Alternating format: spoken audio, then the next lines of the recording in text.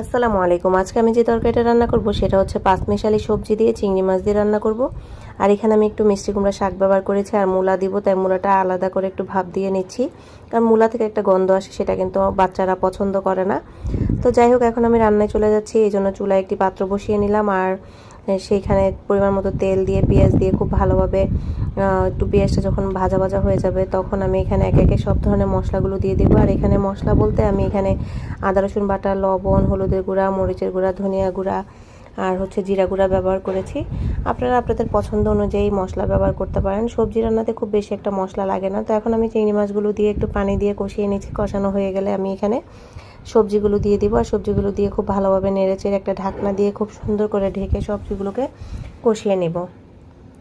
আর আমি বরাবরের মতো কিন্তু সবজি রান্নাতে তেল একটু কম দিয়েছি। আমি খুব বেশি একটা তেল খাই না, অল্প পরিমাণে তেল খেতে চেষ্টা করি। তো যাই হোক, এখন আমি কয়েকবার সবজিটা নেড়েচেড়ে দিয়েছি আর এই পর্যায়ে আমার সবজিটা খুব ভালোভাবে কষানো হয়ে গিয়েছে। এখন আমি এখানে সামান্য পরিমাণে পানি ব্যবহার করব, যাতে সবগুলো সবজি সমানভাবে সিদ্ধ হয়ে যায়। আর এখানে কিন্তু আমি ফ্রোজেন করে একটু টমেটো ব্যবহার করেছি, যাতে করে সবজির কালারটা সুন্দর আসে, খেতেও ভালো হয়।